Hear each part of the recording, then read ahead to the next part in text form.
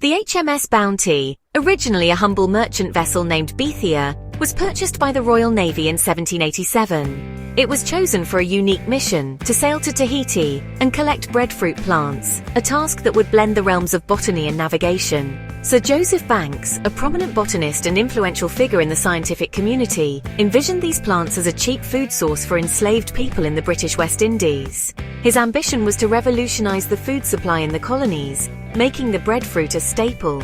The Bounty was refitted for the voyage, its hold transformed into a floating greenhouse for thousands of breadfruit saplings. This extensive modification was crucial to ensure the plant's survival during the long sea journey. This mission, a testament to the Enlightenment's pursuit of science and exploration, would set the stage for one of the most famous mutinies in history. The ideals of the Enlightenment were put to the test in the harsh realities of naval life. Carrying a crew of 46, including 2 botanists, the Bounty set sail from England in December 1787 under the command of Lieutenant William Bligh. Except for Bligh, the ship had no commissioned officers. Bligh's superiors anticipated a peaceful journey to Tahiti, hence did not see the need for providing Bligh with such officers for his protection. Bligh, a seasoned navigator, had honed his skills under the legendary Captain Cook, gaining invaluable experience in the process. A seasoned navigator, Bligh had honed his skills under Captain Cook, one of the most renowned explorers of the time. Bligh ran a tight ship, adhering to strict naval discipline, which he believed was essential for maintaining order and efficiency. Little did he know that this dedication to order would sow the seeds of discontent among his crew, who found his methods harsh and unforgiving. The journey to Tahiti was long and arduous, battling fierce storms and icy waters that tested the endurance of both the ship and its crew. The relentless challenges of the sea added to the growing tension on board. Life aboard the ship was harsh, with cramped quarters, limited rations, and the constant threat of disease, making the voyage a grueling ordeal. The stage was set for a dramatic clash of ideals and personalities, as the crew's growing discontent clashed with Bligh's unwavering authority. William Bligh, the captain, was a man of contradictions. He was both revered and feared by those who served under him. A skilled navigator and cartographer, he possessed a keen intellect and a deep understanding of the sea. His expertise in navigation was unmatched, and he had a reputation for precision and accuracy. Yet Bligh was also known for his volatile temper and harsh punishments. His strict discipline often bordered on cruelty, creating an atmosphere of fear and resentment among the crew. Fletcher Christian, the master's mate, presented a stark contrast to his captain.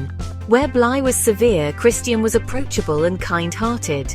Hailing from a wealthy family, Christian was well-educated and possessed a natural charm.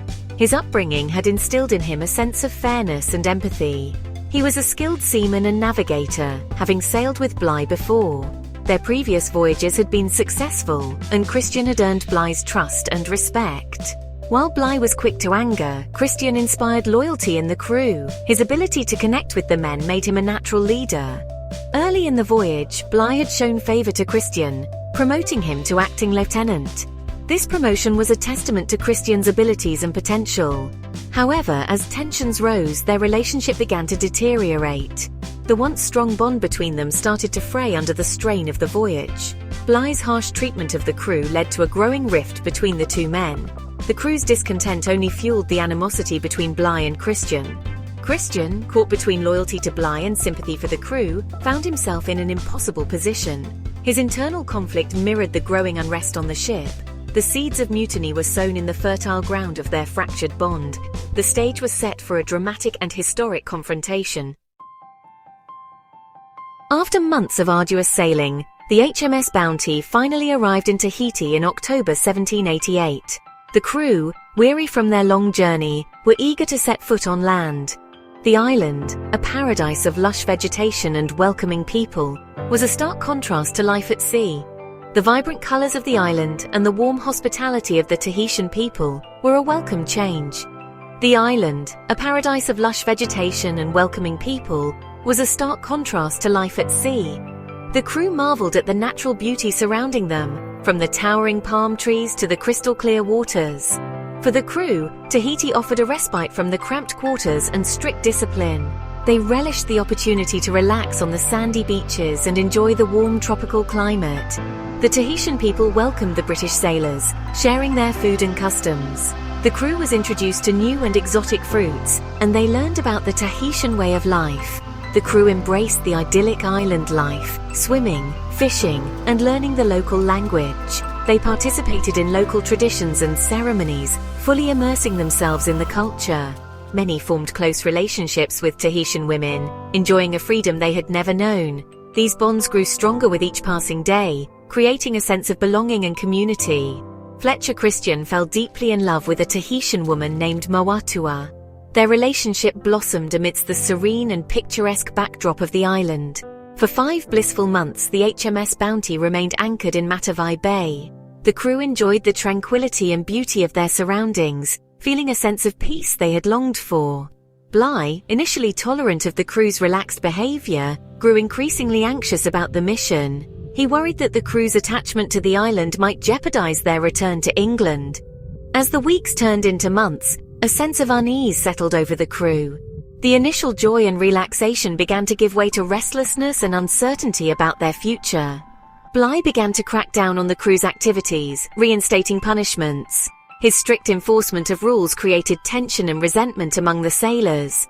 The seeds of discontent sown at sea began to take root in Tahiti. The once harmonious atmosphere was now overshadowed by growing discord and dissatisfaction among the crew. The return voyage from Tahiti proved to be the breaking point for the crew. Bligh, determined to make up for lost time, pushed his men hard. The crew, accustomed to the freedom of Tahiti, chafed under Bligh's renewed tyranny. Adding to the tension was Bligh's increasingly erratic behavior. He lashed out at his crew with verbal abuse, accusing them of theft. Fletcher Christian became a particular target of Bligh's wrath. Public humiliations and unfounded accusations eroded Christian's authority. The breaking point came in a seemingly minor incident involving coconuts. Bligh accused Christian of complicity in the theft, pushing him to the edge. Christian began to plot with a small group of loyal followers. The Bounty, once a vessel of science, was now a powder keg of resentment and rebellion. The stage was set for a dramatic showdown in the Pacific Ocean. In the early hours of April 28, 1789, the crew erupted in chaos. Fletcher Christian, driven by desperation, led a group of mutineers to seize control of the ship. Bligh and his loyalists were taken by surprise, overpowered, and forced into a small launch. Christian, now in command, set a course back to Tahiti, seeking refuge. The mutineers, fueled by hope and fear, faced an uncertain future. They sailed away from the former mission and into the unknown. Fearing capture by a British naval vessel in the future, Fletcher Christian tried to find an island to hide and settle on. To make the long story short, 16 of the mutineers returned to Tahiti, and Christian, along with his 8 remaining mutineers, settled on Pitcairn Island.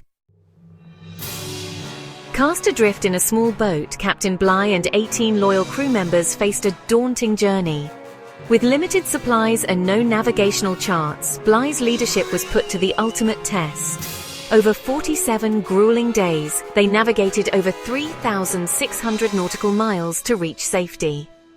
Bligh's extraordinary feat of survival became a testament to his resilience and determination. It highlighted the severe conditions that had driven his crew to mutiny. The aftermath of the mutiny led to a pursuit of justice and new lives in distant lands.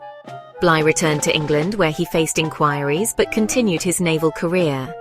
The frigate HMS Pandora was then set sail from England on a mission to capture the mutineers. When the ship arrived in Tahiti in March 1791, they captured 14 of the mutineers that were there.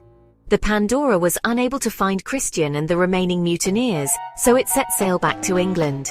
However, the ship ran aground on the Great Barrier Reef. Eventually, the surviving mutineers and crew made it back to Hampshire, England. There, the mutineers were court-martialed. 4 were acquitted, and 6 were sentenced to death by hanging, 3 of which were later pardoned. The mutineers, with Christian, sought refuge on Pitcairn Island, creating a new society far from British law. The story of the Bounty has become a symbol of maritime life's harsh realities and the enduring human spirit.